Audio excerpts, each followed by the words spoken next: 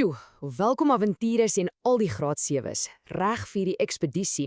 Vandag reis ons diep in seker een van die mees fascinerende en, kom ons wees eerlik, mees onbekende landskappe op aarde in, die landskap van jou eie ware potensiaal. Ek is julle gids vir vandag se verkenning en ons gaan soos ware natuurverkenners kyk na wat regtig onder die oppervlak skuil, hoe ons onsself sien en hoe ons as mense in hierdie massiewe, diverse wêreld inpas. Maak julleself gereed vir 'n reis wat jou nie net vir daardie lewensoriënteringseksamen sal help nie, maar wat jou eintlik vir die res van jou lewe gaan bybly. Kom ons duik in. Goed, kom ons kyk vinnig na vandag se roetekaart. Nommer 1, 'n inleiding tot selfbeeld. Nommer 2, ons kyk na jou persoonlike belangstellings en potensiaal.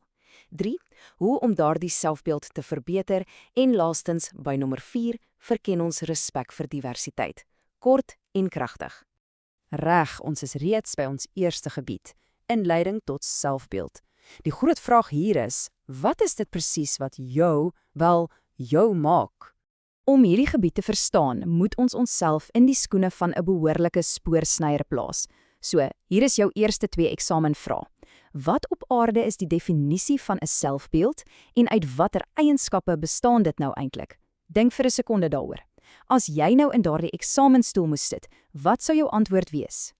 Hier is die antwoord vir nommer 1. Jou selfbeeld is basies die geestelike prentjie of die idee wat jy van jou eie vermoëns, voorkoms en jou persoonlikheid het. So, dit is in wese jou persoonlike antwoord op 'n baie eenvoudige maar nogal 'n diep vraag: wat dink mense van jou?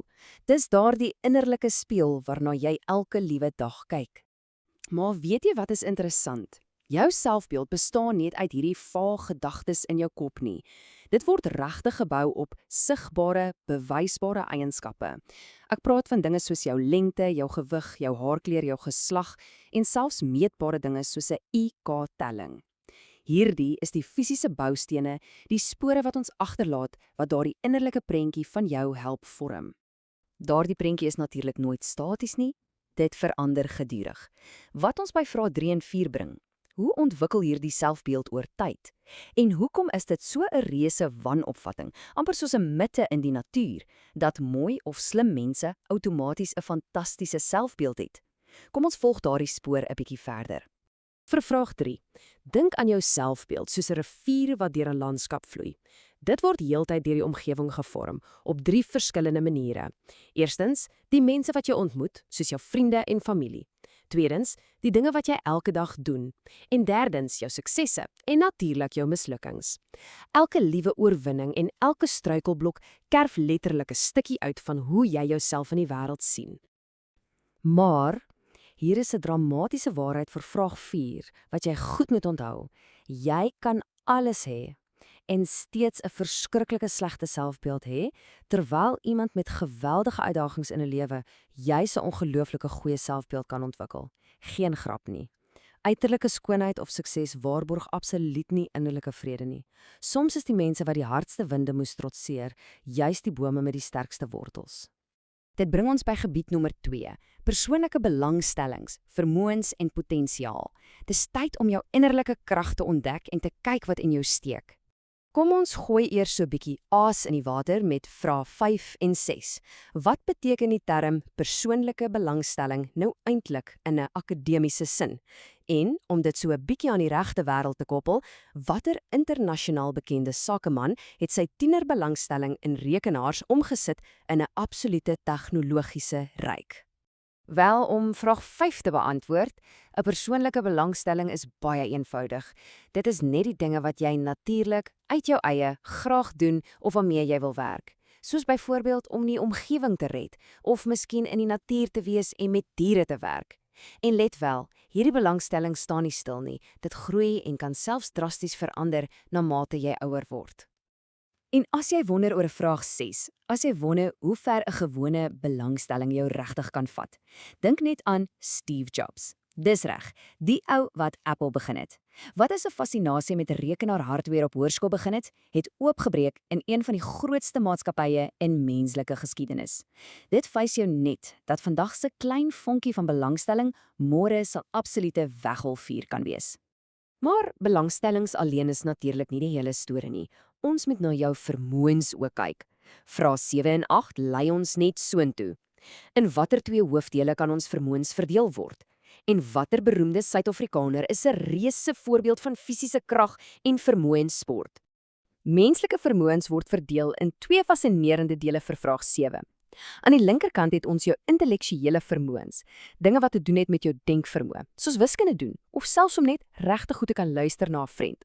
Aan die regterkant is daar fisiese vermoëns. Dit is wat jy met jou lyf kan doen, hoe sterk jy is en hoe vinnig jy kan hardloop. Ons elkeen het 'n heeltemal unieke mengsel van al 2. En as ons praat van iemand vir vraag 8 wat sy fisiese vermoëns absoluut ten volle ontgin het, dan praat ons natuurlik van ons trotse Springbok-kaptein Siya Kolisi. Hy is letterlik 'n wandelende monument van hoe jou fisiese talent en genadeloose harde werk nasies kan verenig. Hy wys ons presies hoe fisiese vermoëns in aksie lei. Nou vra ons onsself by vraag 9, dalk een van die mees persoonlike vrae van hierdie hele reis. Wat presies beteken hierdie towerwoord potensiaal? En nog beter, hoe kan jy dit verbreek vir jou eie toekoms? Potensiaal is so eenvoudig soos dit klink. Dit is die idee van hoe jy jou liggaam en jou verstand nog kan ontwikkel in die toekoms. Dit is al daardie onontginde gebied daar binne in jou. En die mooiste feit van menswees is dat enige iemand, en ek bedoel enige iemand, hul potensiaal kan verbreek. Al wat dit van jou gaan verg, is bietjie motivasie en lekker harde werk. Jy hou absoluut die sleutel tot jou eie toekoms. Nou dat ons weet hoe kragtig potensiaal is, beweeg ons oor na gebied nommer 3. Hoe om jou selfbeeld daadwerklik te verbeter. Ons gaan hier kyk na hoe jy 'n sterker weergawe van jouself bou.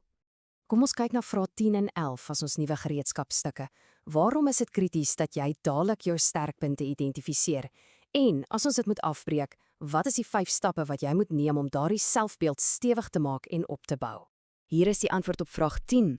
Jy moet jou sterkpunte ken en identifiseer, want dit is letterlik jou oorlewingspak in die wildernis. As jy weet jy het 'n talent daarvoor om mense bymekaar te bring, of jy het 'n gawe om probleme kalm op te los, dan gebruik jy dit spesifiek tot jou voordeel. As jy jou sterkpunte insit, voed dit jou selfvertroue en dit bou dadelik daardie prentjie wat jy van jouself het sterker.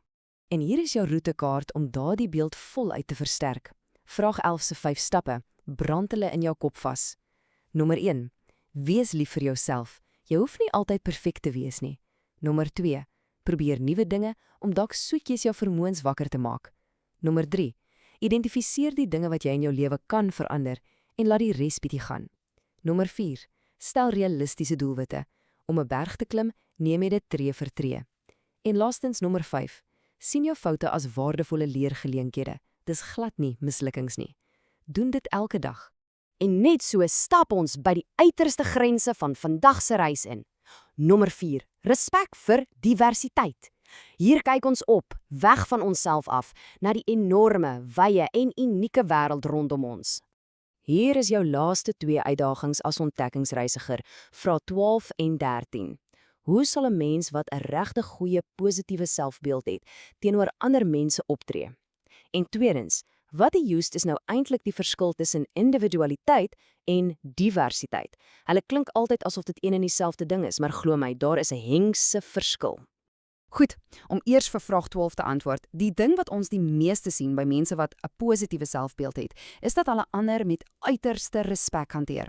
Dis bloot omdat hulle self respekteer, wat dan maak dat hulle maklik die waardigheid van ander beskerm. En dit bring ons uiteindelik by vraag 13. Individualiteit is daardie besef dat jy soos 'n heeltemal unieke, alleenstaande boom is. Daar is net een van jou. Diversiteit, aan die ander kant, is die waarneming van al die mooi verskille tussen ons in groepe. Ons kulture, ons agtergronde, ons voorkoms. Diversiteit is daardie massiewe, digte reënwoud waarin al hierdie unieke bome bymekaar kom. Sjoe, soos jy jouself nou gereed maak vir daardie eksamen, vra jouself hierdie af. Watter deel van jou spesifieke, unieke individualiteit gaan jy vandag gebruik om die diversiteit van ons wêreld 'n beter plek te maak? Gaan verken die wêreld en sterkte avonturers.